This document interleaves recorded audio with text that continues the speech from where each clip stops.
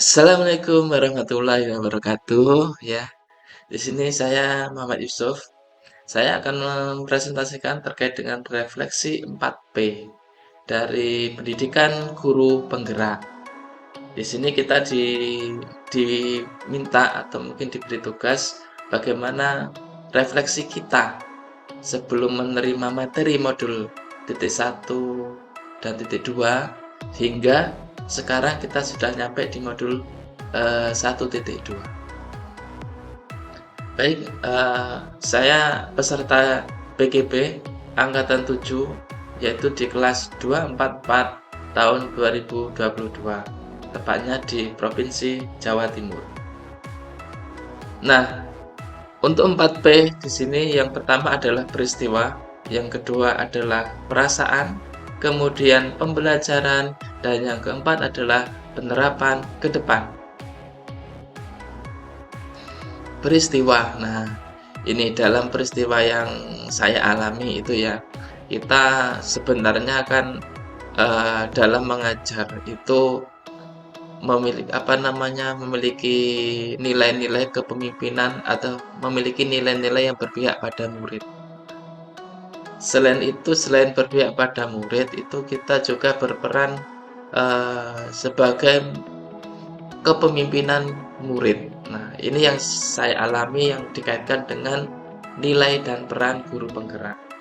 Jadi nilainya itu adalah berpihak pada murid, kemudian perannya adalah mewujudkan kepemimpinan murid. Nah, di sini ada sedikit hal yang peristiwa lah ya, ada sedikit peristiwa yang membuat saya itu sebenarnya sakit hati ya, sakit hati terhadap salah seorang siswa di dalam kelas.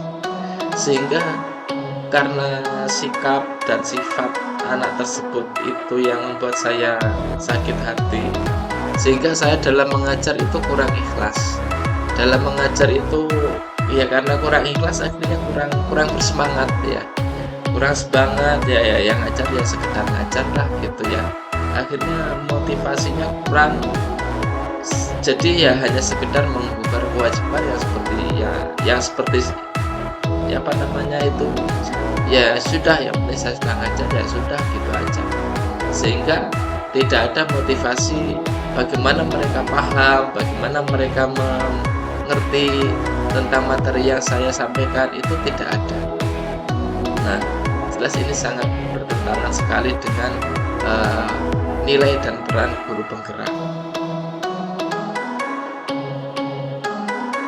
Nah, perasaan momen itu memang seperti yang saya sampaikan tadi ya, itu saya tidak semangat sekali ya, karena kejadian tersebut tidak semangat, kemudian tidak ada upaya untuk menuntun murid, padahal kan sebenarnya itu murid yang permasalahannya ada beberapa gitu ya.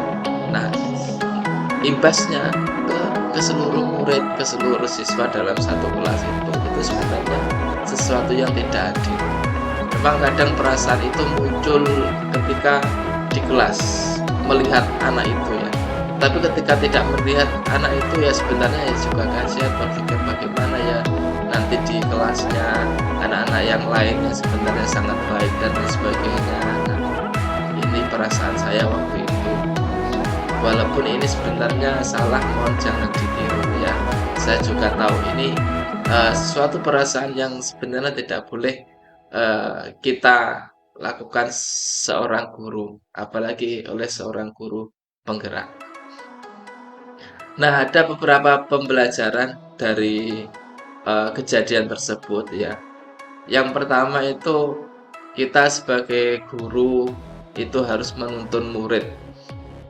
Yang namanya menuntun itu artinya ya kita harus menuntun dengan sabar. Seperti halnya kita menuntun anak kita yang masih kecil atau mungkin belajar berjalan. Ya kita menuntun dengan berjalan sesuai dengan anak itu berjalannya. Kalau anak itu berjalan lambat ya kita menuntun lambat. Kita juga ikut berjalan lambat.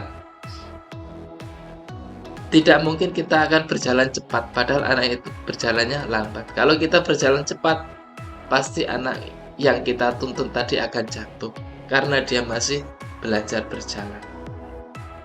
Oleh karena itu dalam menuntun ya kita harus menyesuaikan dengan kondisi murid kita. Seperti apa murid kita, apakah murid kita itu lambat dalam belajar, atau mungkin dia cepat dalam belajar. Nah, kita mengimbangi mereka. Kalau cepat mungkin itu mudah bagi kita dalam mengajar, mungkin seperti itu. Tetapi kalau murid kita lambat dalam belajar, nah kita harus menyesuaikan pembelajaran. Bagaimana intinya adalah murid itu dapat memahami dan dapat berubah seperti mana sebagaimana mereka harus berubah. Terutama terhadap murid yang mungkin membuat kita tidak enak hati.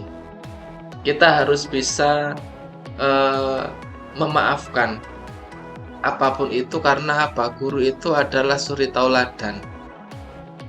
Guru itu juga ditiru ya, digugu dan ditiru oleh murid. Ketika kita tidak memaafkan secara cepat, maka murid pun mungkin juga akan punya perasaan yang sulit untuk saling memaafkan. Oleh karena itu, guru itu juga harus bisa memberikan contoh, sehingga bagaimanapun kondisi murid kita di dalam kelas, guru itu juga harus tetap selalu menuntun dengan ikhlas, menuntun mereka agar mereka berubah menjadi lebih baik, terutama murid kita yang memiliki kepribadian, sikap, dan tingkah laku yang kurang baik. Itu malah sebenarnya yang menjadi perhatian bagi kita, menjadi PR bagi kita agar mereka itu dapat berubah menjadi pribadi yang baik, berakhlakul karimah yang baik. Ini adalah tugas kita sebenarnya. Itulah pembelajaran yang saya dapat dalam momen-momen ini. Kemudian selanjutnya adalah penerapan ke depan. Dari momen kejadian yang ada sebelumnya, ini ada evaluasi untuk refleksi ya, penerapan ke depannya. Apa itu? Yang pertama adalah menumbuhkan keikhlasan. Saya dalam menumbuhkan keikhlasan itu saya mendalami arti kehidupan dunia yang harus banyak berbuat baik. Kenapa kok dihubungkan dengan kehidupan dunia? Memang ini keikhlasan adalah hubungannya sama batin kita, yaitu berhubungan dengan rohani. Ketika kita membuat kita lebih ikhlas, itu kita hubungkan sama rohaniyah. Itu akan jauh lebih mudah, yaitu bagaimana bahwa kita hidup di dunia itu adalah mencari amal ibadah, atau bisa dikatakan mencari sangu, ya kan? Sangu sebanyak-banyaknya untuk kehidupan di akhirat nanti. Kita berbuat ibadah sebanyak-banyaknya. Di dunia ini dalam beribadah pasti banyak ujian, banyak cobaan. Tujuan utamanya adalah beribadah.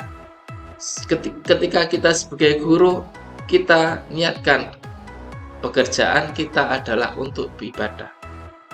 Ketika kita niatkan untuk ibadah, kita akan bekerja dengan sungguh-sungguh.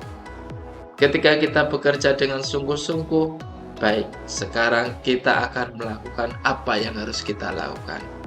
Kita sebagai guru penggerak punya nilai dan peran.